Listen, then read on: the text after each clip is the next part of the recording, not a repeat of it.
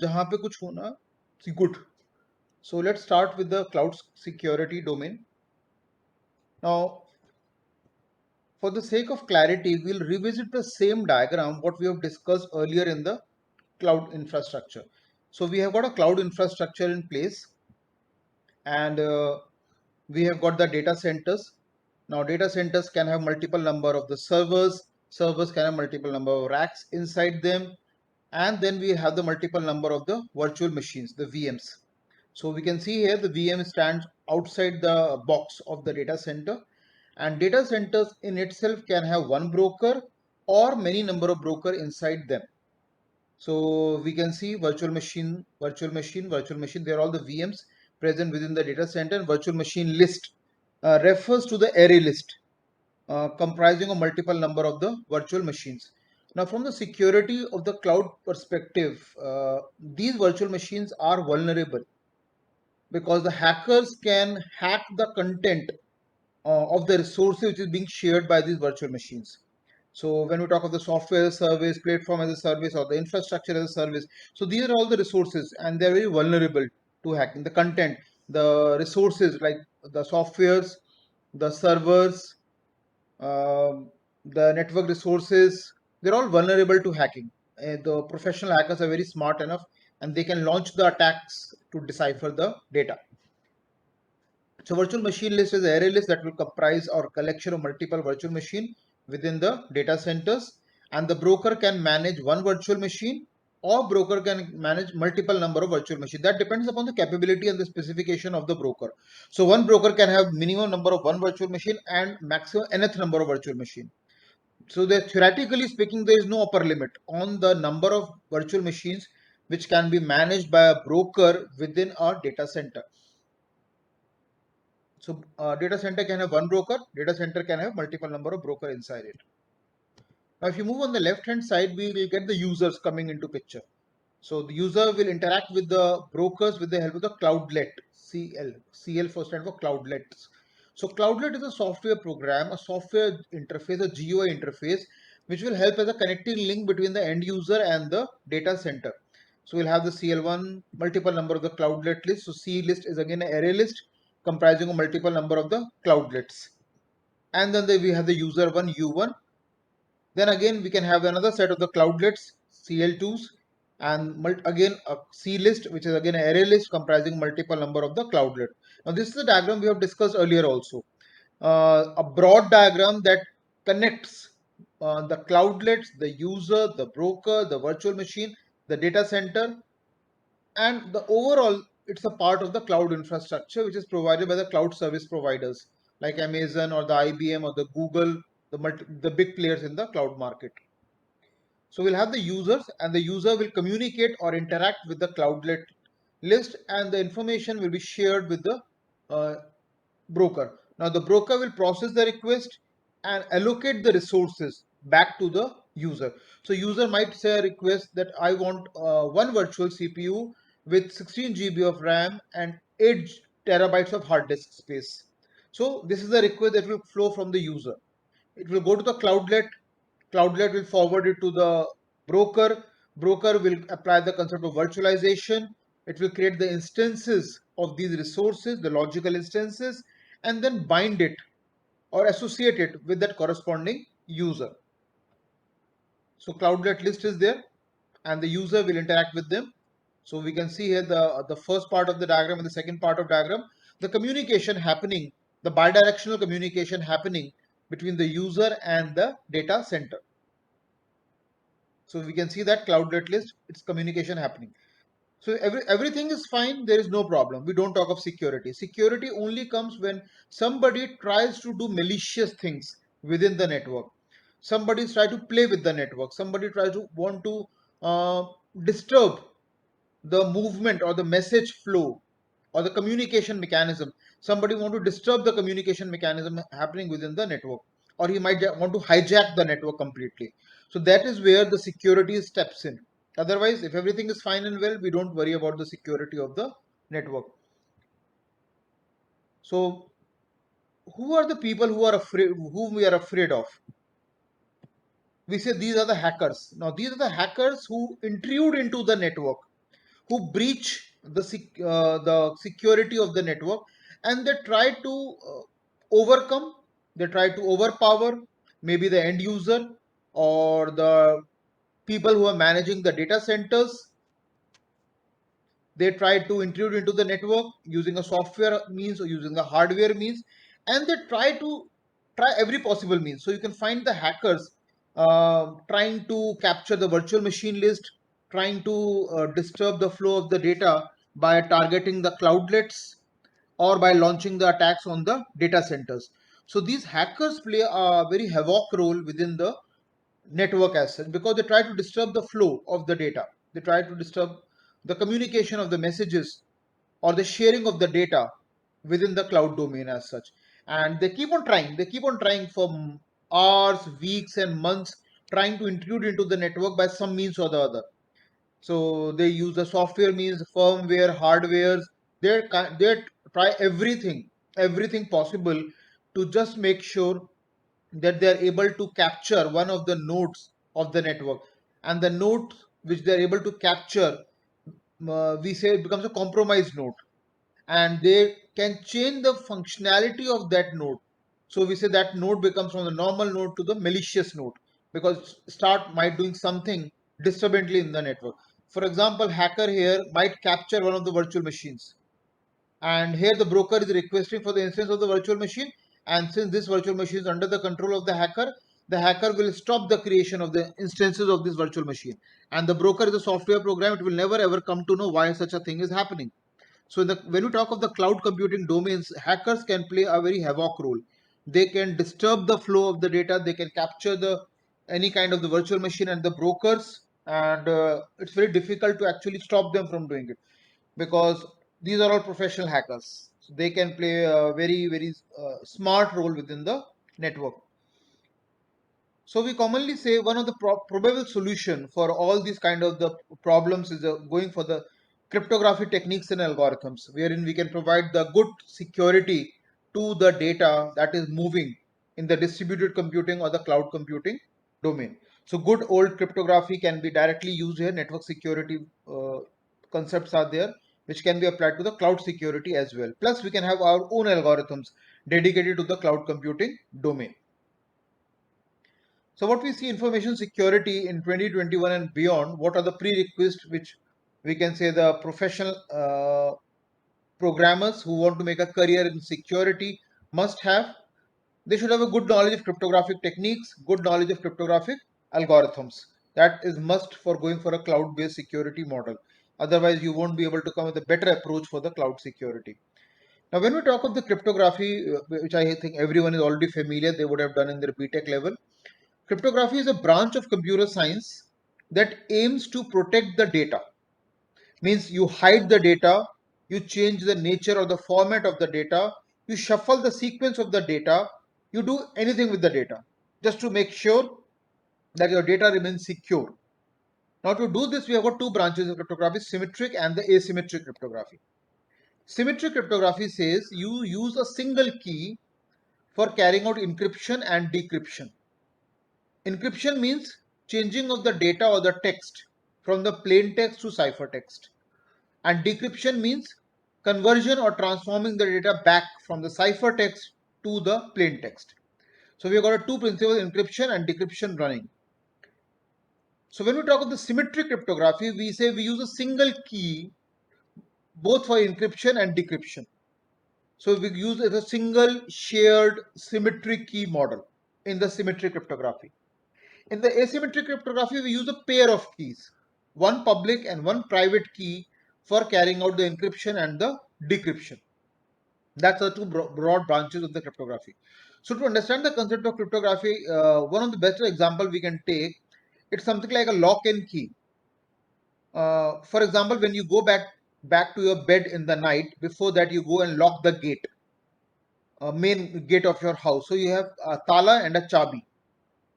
So the tala, the lock is our algorithm here, and the chabi is a key. So जब आप उसको lock करेंगे तो आप उसे साइफर टेक्स्ट जनरेट कर रहे हैं उसका, यानी कि सिक्योर मोड में ला रहे हैं, and then in the morning when you go and unlock it, आपने डिक्रिप्ट कर दिया उसे. In the mean time, overnight आपका लॉक मेन गेट लॉक्ड रहा तो साइफर टेक्स्ट के फॉर्म में रहा. If somebody tries to breach or break the lock, he won't be able to do it. And it all depends upon the strength of the lock. So that's why we got a 5 lever lock, 7 lever lock, 9 lever lock, link ke tale laiye, yeah, or branded companies. That means that is the level of complexity we are introducing in that locks. How many number of times that key will moves in that desired pattern just to make security of the lock much more intactable. So with a symmetric cryptography, use a single key.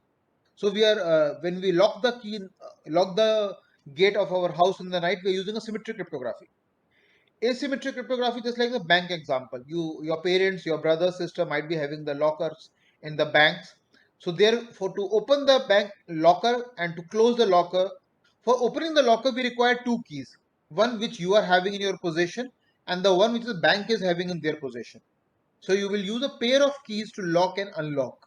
That is what the asymmetric cryptography is. So we say good knowledge of the cryptographic techniques and algorithms is very, very important when you move towards the cloud-based security model. If you don't have the knowledge, then the person will have a difficult time understanding the security concept in the networks. Another very important thing which a person must have to design a good model, mathematical model or a simple plain model in cloud security is the knowledge of hashing. Now again, hashing is a very important concept in the network security where many predefined algorithms like MD5 and SHA, Message Digest 5 or secure hash algorithms are there.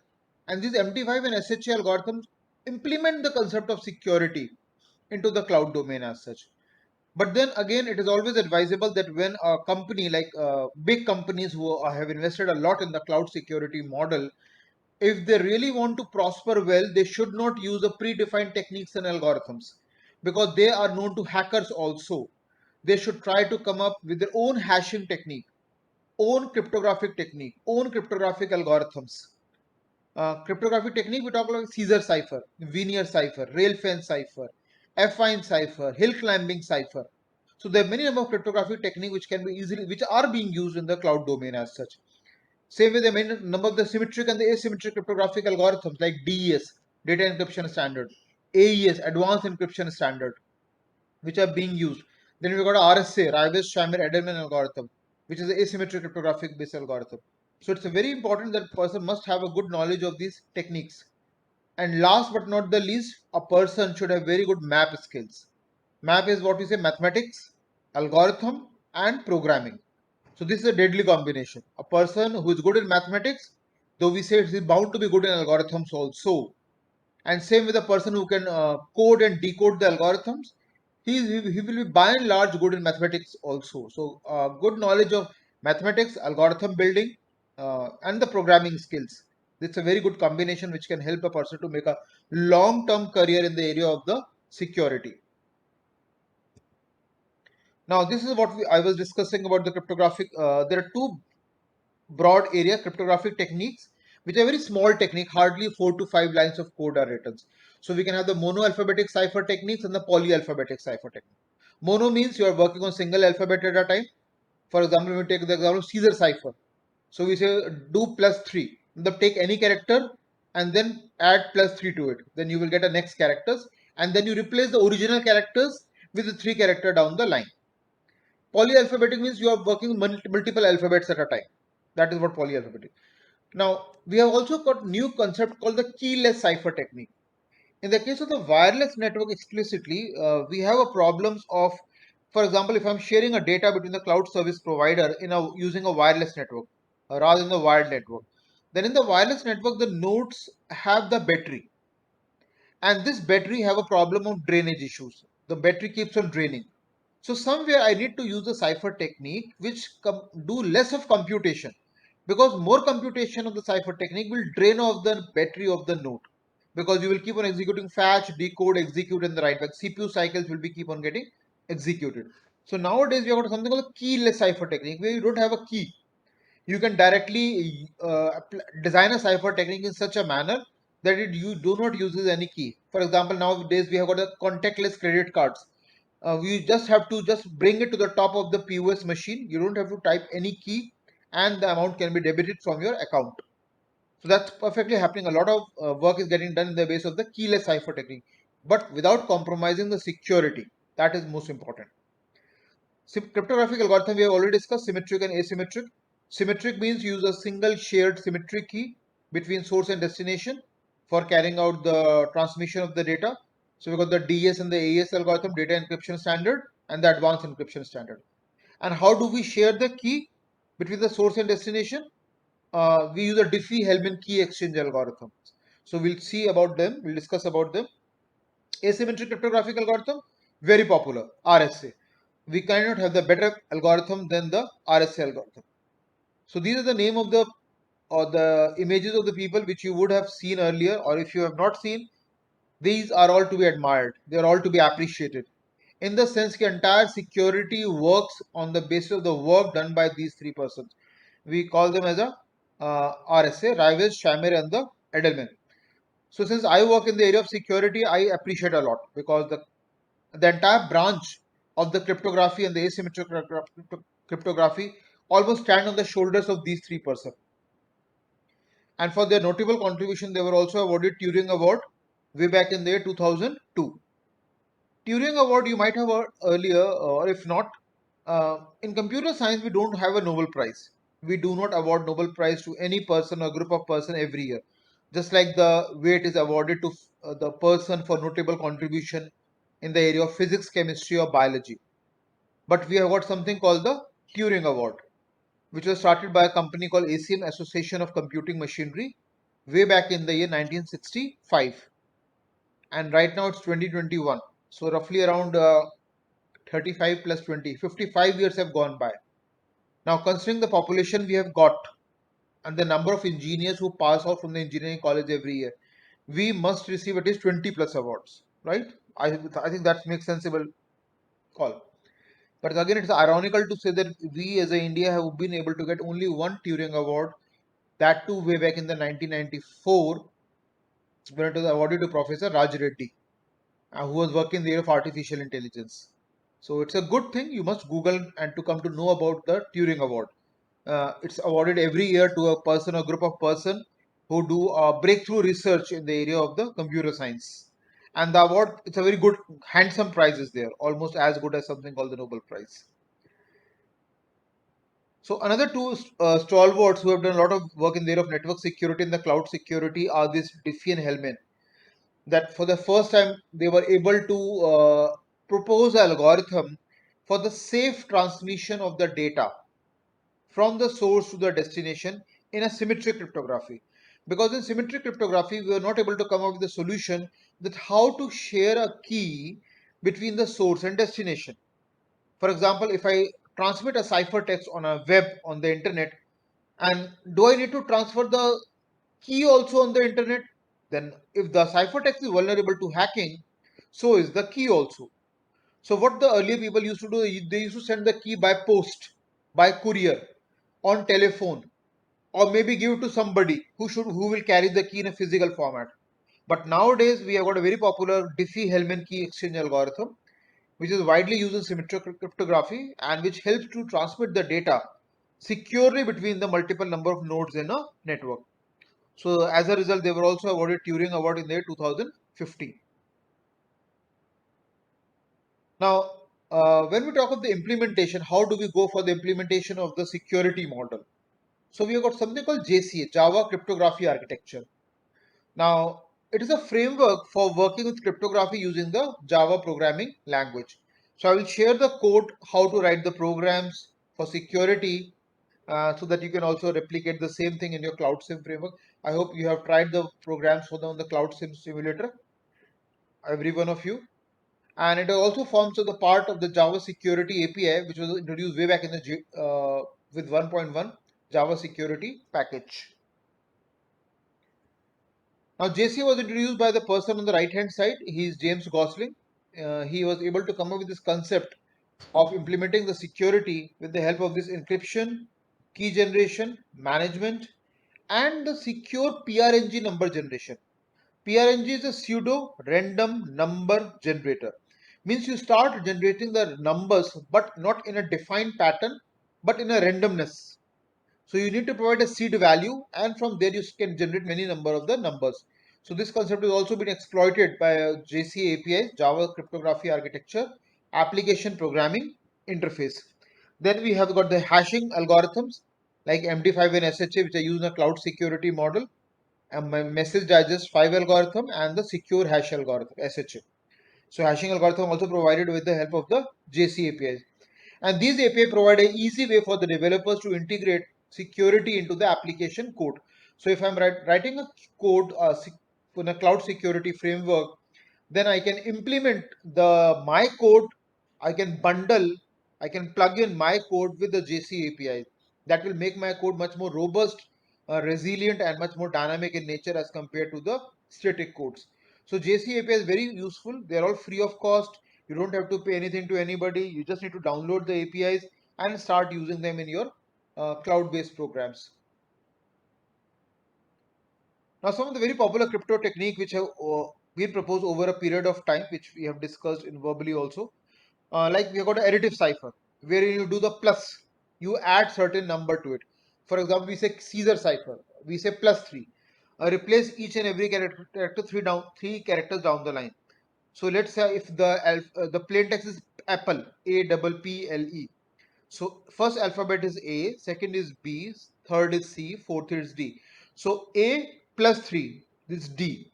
So I will replace the occurrence of the character A with the occurrence of the character D. So I'm replacing each and every character, three characters down the line. Then you got the multiplicative cipher where you multiply the position, because we use an English language cryptography, wherein what we have done, we have mapped all the alphabet to the numbers. So we have got A to Z. 26 alphabets are there in the English language, we all know that. And then we have mapped them to the decimal numbers 1 to 26. So what we have do, we identify the position of the characters and then we'll have do the multiplication.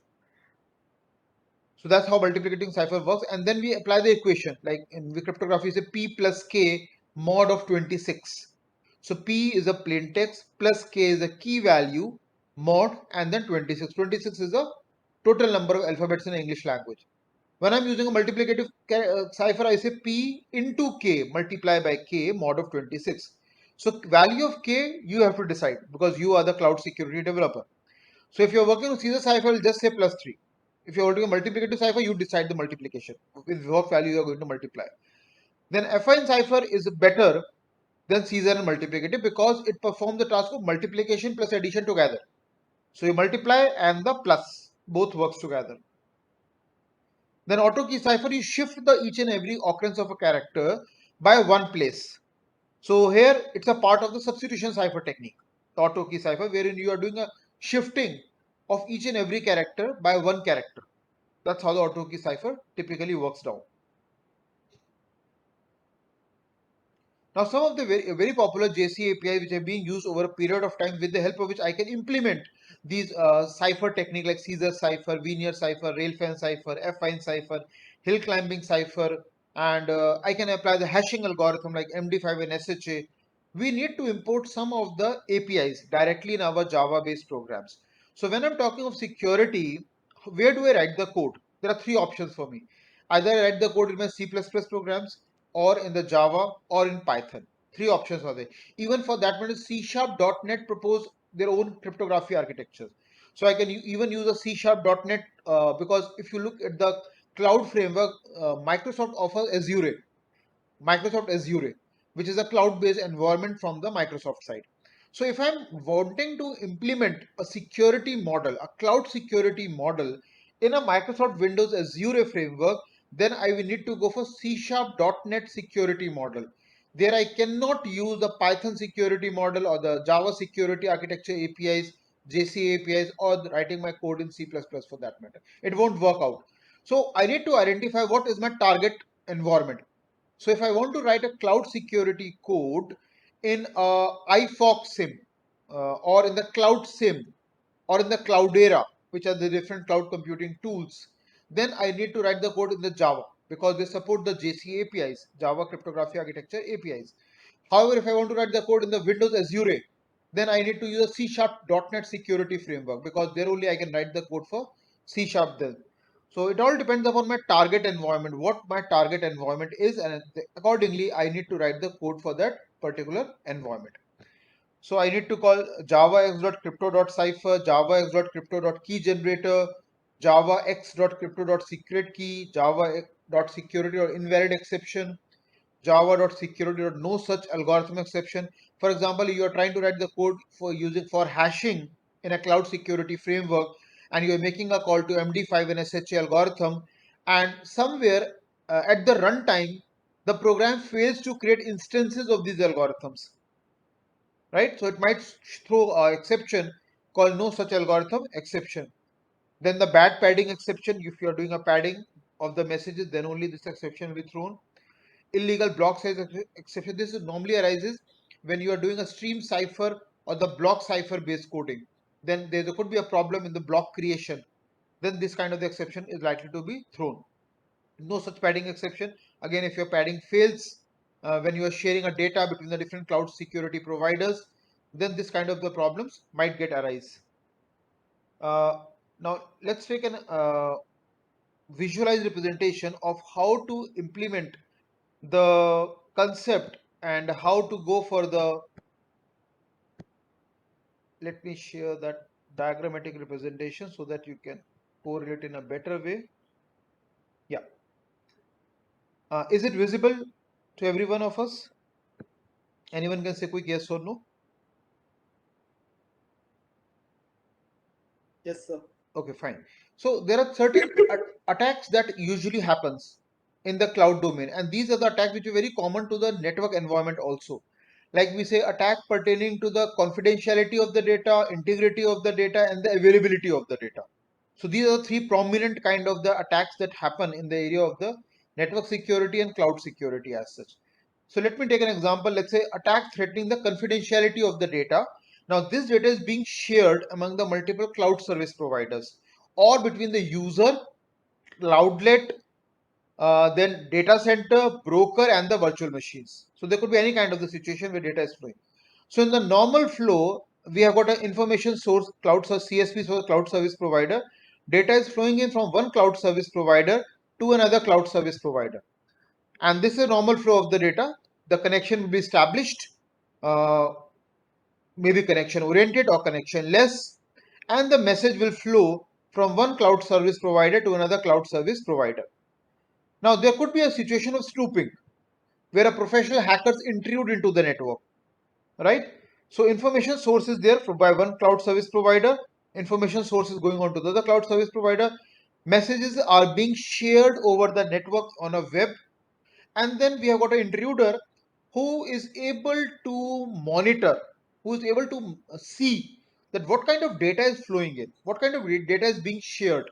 So if you're trying to upload certain data in a cloud-based framework, or you're downloading certain data on a cloud-based framework, or you're distributing any data in a cloud-based framework, there could be certain people, what we call intruders, the hackers, who might intrude into the network, and they may not capture the data, they may not disturb the integrity of the data, but they will just see what kind of data is flowing in, what kind of data is moving in. There is something tool like Wireshark is one of them, what we call Ethereal also, that helps you to just study the network. They just study that what kind of data is moving between the different nodes of the network. So Wireshark is a very popular tool which is used by hackers to observe the movement of the data packets on the network. That whether the packets are moving on the HTTP or the HTTPS or the SMTP or the FTP or the Telnet, what kind of protocols are being followed in the transmission of those data packets. So he's just intruder, he's just overhearing. He's not doing it, he's not disturbing the movement of the data. He's not doing it, he's just seeing. So it's more like a traffic policeman standing on a road. He's seeing what kind of traffic is moving in, how many number of two-wheelers, four-wheelers, buses. So he's just observing it. He's not a part of the traffic movement.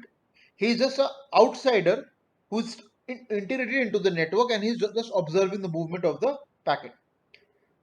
Now let's say once snooping is done, now the same snooper can try to launch the attack onto the network. And for that, what he will do, he will do a good traffic analysis. Now let's see what about the traffic analysis. We have got one cloud service provider, CSP. sharing the data with another cloud service provider, right? And here we can see information sources being there, source and destination, and the messages are moving. There could be hundreds and thousands and millions of messages that might be floating onto the network. Now here what the user is doing, he is analyzing the data and creating a table and storing the information in the table. So what if you see here, observing a data compilation and collection is done by the intruder. So once he is snooping into the network, he is observing the movement of the data onto the network. Now he will start compiling and archiving the information he is seeing. For example, the traffic policeman which was there in the earlier, once he has seen, now what he will see, he will start recording the data. That okay, 10 two-wheelers have gone, they were bearing a registration number from DL or from UP or from Haryana. What was the color of the two-wheeler? How many number of people were sitting onto the two-wheeler? So now he has started recording the data. Let's say now he says, I will observe the movement of the maybe certain vehicles like Mercedes Benz is going on, or Wagoner is going on, or Vitara is going on. So he will observe, okay, this vehicle has moved down, this was a color, these were number of the people who were sitting in, and these are the people who are wearing the mask, and these are the people who are not wearing the mask. So now he started recording the information, which was not in the case of the snooping. Snooping just means you are observing it. You are not doing anything else. But once a successful snooping has been done, then the next threat comes the confidentiality. In the confidentiality comes the traffic analysis. Traffic analysis means now you are gathering a data. Now you are collecting a data, and then you analyze the data.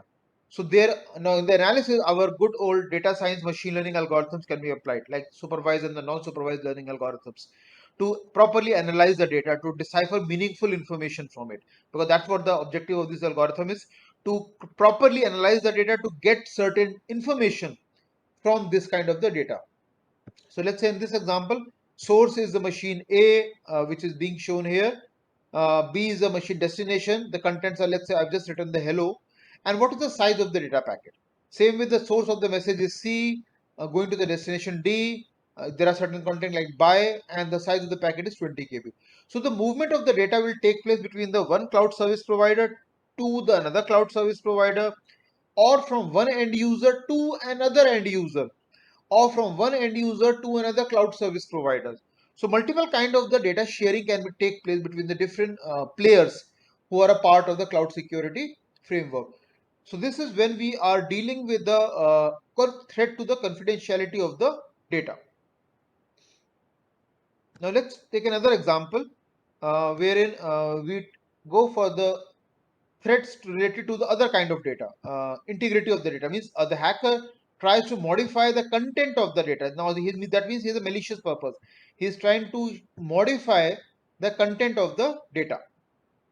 So that is a attack related to the threatening the integrity of the data. Integrity means somewhere a hacker is trying to modify certain bits. He is trying to corrupt certain bits of data. He's trying to change the nature or the format of the data, which was not a case in the confidentiality of the data. So here the hacker has malicious intent. He want to disturb the flow of the data. He want to corrupt the data. He want to violate the integrity of that's what the integrity of the data means. And this could be very disastrous.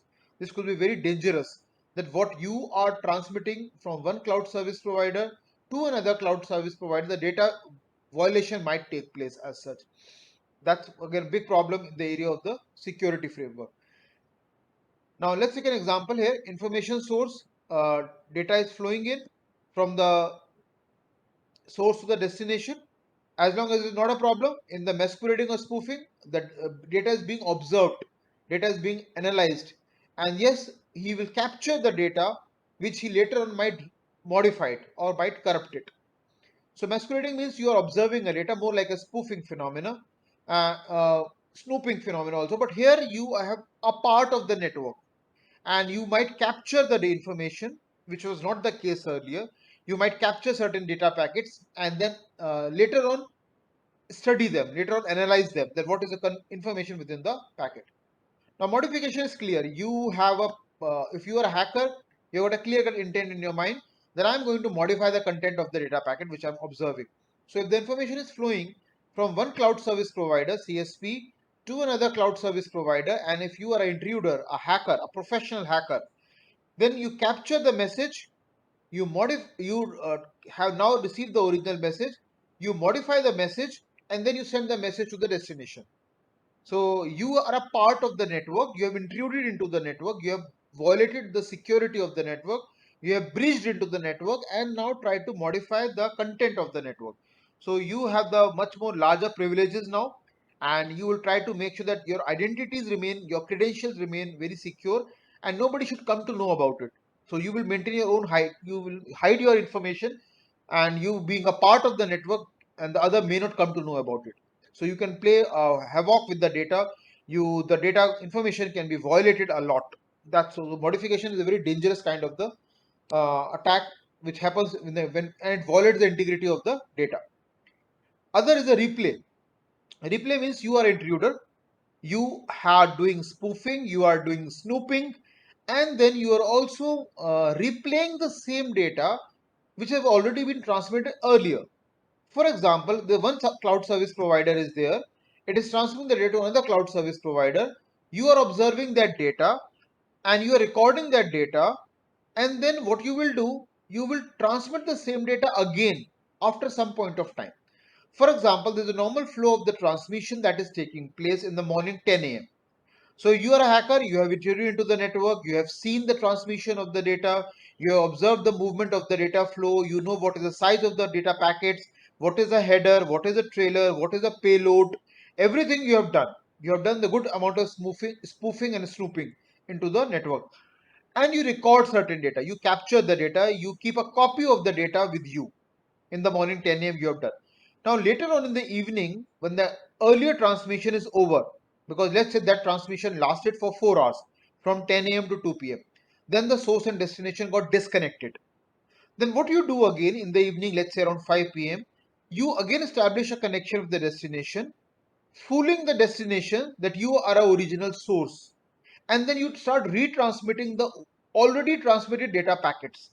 That means you are doing replay, you are playing the same messages which has already been transmitted earlier, and what your aim and objective is, you are trying to fool up the destination that you discard the previously received messages and you accept the newly received messages. So here you are a part of the network, you have intruded into the network, you have captured the data packets, you have archived the data packets, and you have done good amount of spoofing and snooping, and then after certain amount of time you can replay it once, you can replay it twice, and you can replay it number of the times. Every time the primary intention that you are trying to fool up the destination, that yes, I am the original source, take my data packets. The previous data packet were all fraud, you can discard them, you trust my data packets. So this kind of replay is also very dangerous to actually, and the destination may not come to know about that what is the real data, the previously received messages were right or the newly received messages are correct. So it becomes very problematic for the destination to identify what is right and what is wrong. So again, a big threat to the integrity of the data when we talk of the security framework. And the last is the non-repudiation. Non-repudiation means the information source is there, it transmits the data packet to the destination, and the destination denies it, that I have not received any data packet. So you are disclaiming, you are disowning it. And this will only happen when the destination server or the destination data center or the destination broker or the destination virtual machine is under the control of some hacker. So source tries to ask, then have you received my information? Have you received my request for the allocation of the, for example, the user sends a request to the cloudlet via the cloudlet to the broker that I want 2 virtual CPU, 8 GB of RAM, 16 GB of hard disk space. There is no response from the broker. Again, the user generates a request, third time, fourth time, and every time user says, have you received my request? Have you received my request? And the destination denies, no, I have not received your request.